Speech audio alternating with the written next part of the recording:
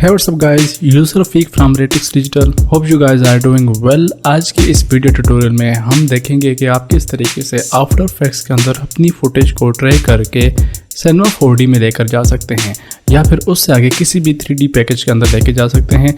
अब इसका फ़ायदा ये है कि अब मिसाल के तौर पर आप अपनी वीडियोस के अंदर 3D करैक्टर्स ऐड करना चाहते हैं, 3D मॉडल्स ऐड करना चाहते हैं या 3D सिमुलेशन कुछ भी ऐड करना चाहते हैं जो कि किसी 3D सॉफ्टवेयर के अंदर होगी, तो वो आप 3D ट्रैक्ड कैमरा उस सॉफ्टवेयर के अंदर लेकर जा सकते हैं। तो उसके लिए बेसिकली आप क्या करेंगे कि अपनी फुटेज को ट्रैक करके एक न्यू कंपोजिशन बनाएंगे।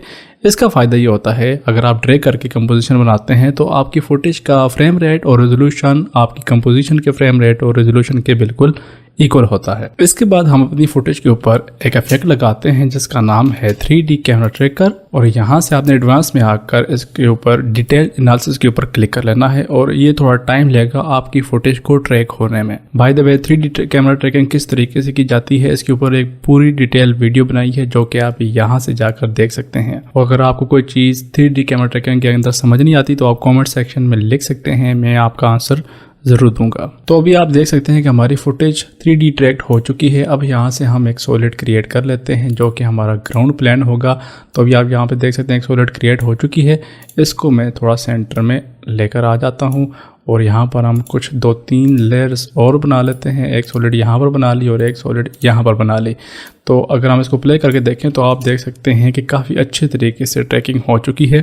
मैं इस फुटेज को कर लेता हूँ नॉर्मलाइजेशन। बेसिकली क्या होती है इसके ऊपर भी मैंने एक डिटेल वीडियो बनाई जो कि आप यहाँ से देख सकते हैं। तो मैं सबको सिलेक्ट करके यहाँ से इसको नॉर्मलाइज कर लेता हूँ और इसके बाद अभी आप देख सकते हैं कि हमारी फुटेज जो है वो नॉर्मलाइज भी हो चुकी है। इसके बाद जो चीज़ आपने पहले चेक करनी है वो ये है कि अगर आप Ctrl+K को प्रेस करेंगे और आपके पास कंपोजिशन सेटिंग्स आ जाएंगी तो यहाँ पर आपने देखना है कि ये सारे स्टार्ट टाइम कोड जो है वो 0 हो और इसको ओके कर लेना है।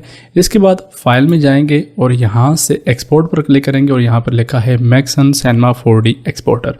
इसके ऊपर क्लिक करेंगे, आपको ये एरर देगा, ओके कर देना है और वो जगह जहाँ पे आपने इसको सेव करना है तो यहाँ पर सेव कर लेंगे और आपकी फ़ाइल जो है वो डायरेक्टरी के अंदर सेव हो जाएगी। अब यहाँ पे हम आफ्टर इफेक्ट्स को बंद करते हैं और सिनेमा 4D को ओपन करते हैं। तो यहाँ पर आप देख सकते हैं हमारे पास सिनेमा 4D ओपन है। यहाँ से हम फाइल में जाते हैं, ओपन प्रोजेक्ट में जाते हैं और हमारे पास ये वाली फाइल जो है वो आफ्टर इफेक्ट्स से सेव हुई थी, इसको हम यहाँ पर ओपन कर लेते हैं। तो ये आप देख सकते हैं इसका सबसे बड़ा फ़ायदा ये है कि आपकी फ्रेम रेट यहाँ पर आप देख सकते हैं और यहाँ पर आप देख सकते हैं दोनों 30 फ्रेम पर सेकंड है जो कि हमारी फुटेज का था और इसकी रेजोल्यूशन भी ऑटोमेटिकली मैच हो जाती है। तो मैं यहाँ से इसको बंद कर देता हूँ। अभी आप यहाँ से देख सकते हैं कि हमारा कैमरा जो है वो ट्रैक्ड हो चुका है। अगर आपको यहाँ पर नज़र आ रहा है कि इसका होराइजन लेवल जो है वो सही तरीके से मैच नहीं है तो आप सिंपल इस नल लेयर को सिलेक्ट करेंगे और यहाँ पर इसको क्लिक करने के बाद यहाँ पर आप रोटेशन वैल्यूज देख सकते हैं। अगर इसको मैं कम या ज़्यादा करता हूँ तो आप देख सकते हैं कि यहाँ पर हमारा होराइजन लेवल जो है वो सही हो चुका है।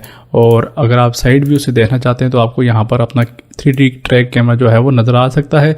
अब आप चाहें तो यहाँ पर भी अपने मटेरियल्स ऐड कर सकते हैं या फिर अगर आप इसको किसी और 3D सॉफ्टवेयर में लेकर जाना चाहते हैं तो यहाँ से सिंपल फाइल में जाएंगे, एक्सपोर्ट में जाएंगे। यहाँ से या आपने FBX फाइल में एक्सपोर्ट कर लेना है या फिर यहाँ से एलेम्बिक फाइल। दोनों फाइल्स 3D ट्रैक कैमरा को सपोर्ट करती हैं तो आपका कैमरा भी साथ में एक्सपोर्ट होगा और आप इन फाइल को किसी भी 3D पैकेज यानी कि न्यू के अंदर 3ds Max, माया या ब्लेंडर के अंदर किसी सॉफ्टवेयर के अंदर भी ओपन कर सकते हैं। तो इस तरीके से आप आफ्टर इफेक्ट्स का 3D ट्रैक कैमरा डाटा जो है सिनेमा 4D या इससे आगे किसी 3D सॉफ्टवेयर के अंदर निकाल सकते हैं। तो उम्मीद है आपको ये वीडियो पसंद आई होगी। अगर पसंद आई तो लाइक करें, कमेंट करें। अगर आप इस चैनल के ऊपर नए हैं तो सब्सक्राइब ज़रूर कीजिएगा। मिलते हैं अगली वीडियो में। पीस।